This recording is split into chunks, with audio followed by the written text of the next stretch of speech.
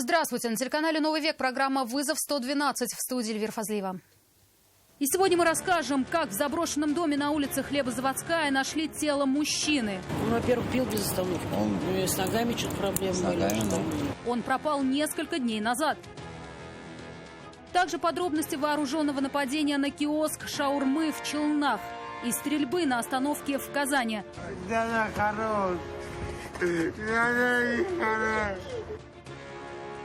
И покажем, как автоледи, разворачиваясь, врезалась в едущий сзади автомобиль. Смотрю налево, по газону машина едет, и все. Это и не только. Прямо сейчас. Запах разлагающегося тела, доносящийся из заброшенного здания по улице Хлебозаводская, привлек внимание знакомых 50-летнего мужчины, пропавшего несколько дней назад. Сопоставив факты, они предположили, что мужчина умер в этом доме, тем более, что иногда в нем ночевал. Прибывшие по вызову полицейские обнаружили тело пропавшего. Юлия Гоголева продолжит. Это бывший мой сожитель.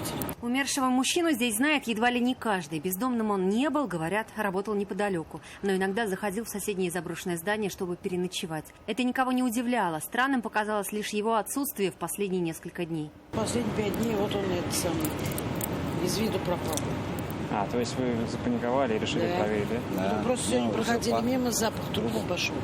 Трубы на улице жива. Там уже опашенная. Почувствовав специфический запах и решив, что дело плохо, знакомые пропавшего мужчины вызвали на место полицейских. В заброшенном здании сотрудники правоохранительных органов и обнаружили безжизненное тело 50-летнего мужчины. Он больной. Он, во-первых, пил без остановки. С ногами что-то проблемы были.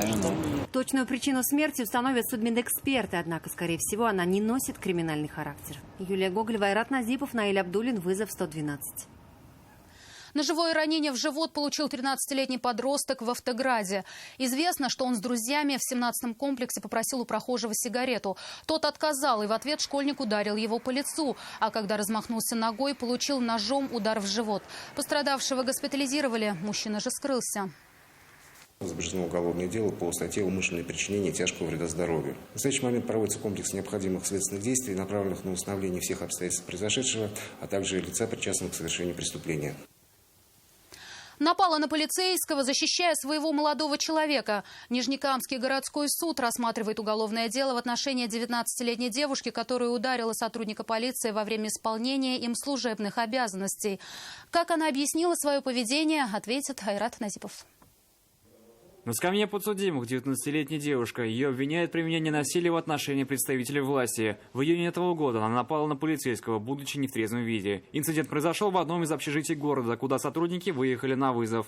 Применила в отношении сержанта полиции, находящегося при исполнении своих должностных обязанностей и присвоенной форменной одежды, насилие не опасно для жизни и здоровья, а именно нанесла не менее 3 ударов кулаком в область головы и не менее 1 удара ногой по правой ноге. Изначально полицейских вызвали жильцы общежития. Они жаловались на пьяного мужчину, который не только шумел, но и ломился в их комнату, а также бил в дверь. Пока сотрудники пытались скрутить буйного парня, девушка встала на его защиту. Применил физическую силу, именно загиб руки за спину. В этот момент, пока я, применял физическую силу, почувствовал удар со спины по голове. Вернувшись, увидел, что наносит мне 3 удара по голове. Отойдя, а также нанесла 1 удар по ноге.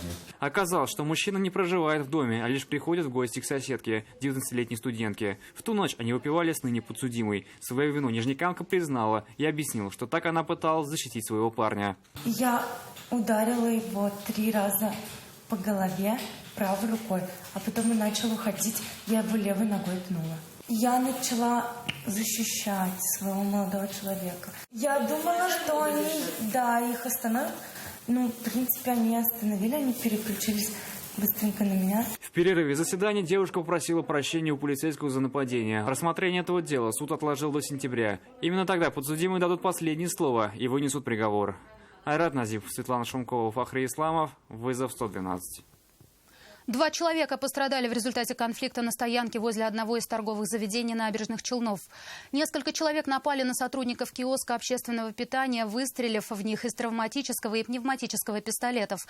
Пострадавшие были госпитализированы. По данному факту возбуждено уголовное дело по статье «Хулиганство». Сейчас полицейские выясняют причину конфликта и личности нападавших.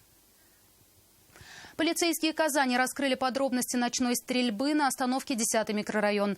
В выходные, по версии стражи порядка, 36-летний мужчина после ссоры расстрелял 2 человек из пневматического пистолета.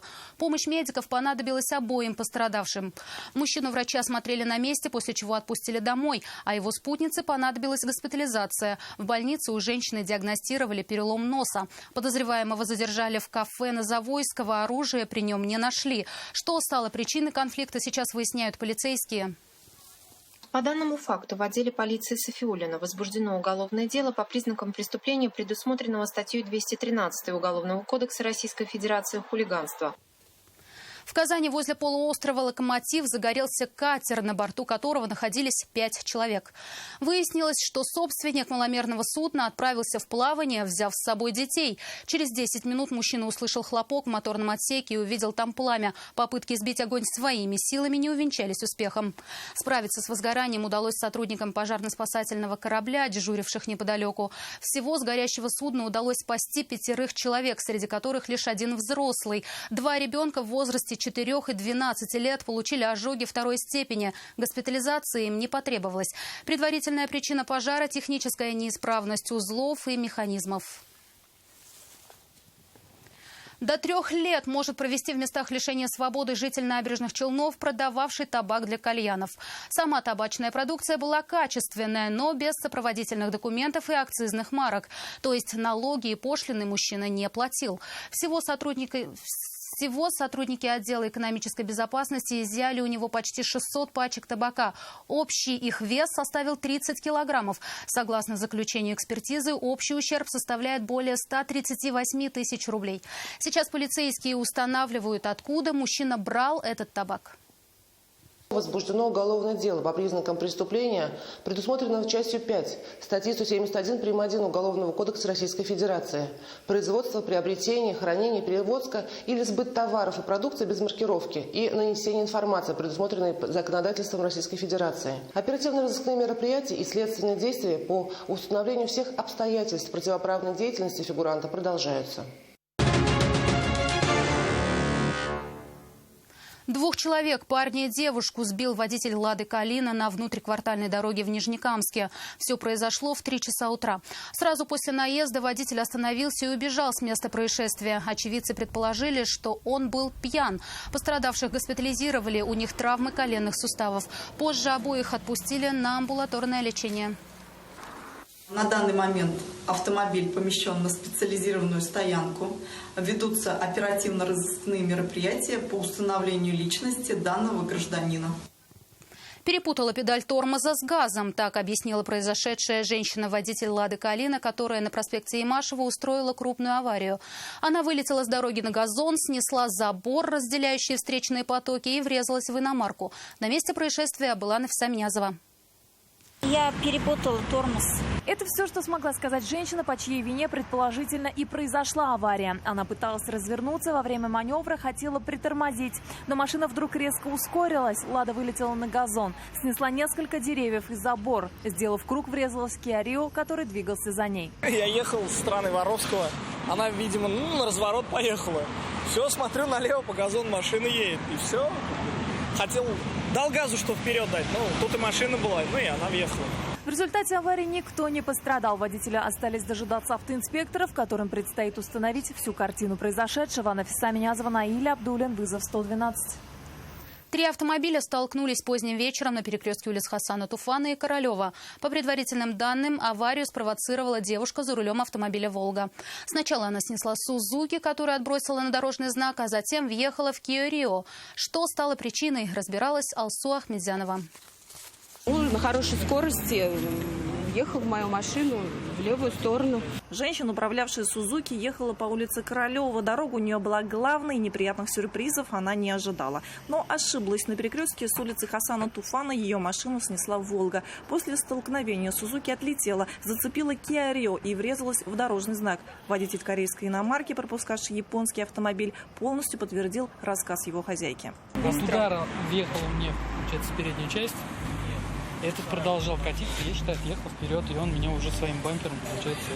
А у вас какой выбор? Это машина или это? У меня? Обе машины, получается. У меня обе, да, получается.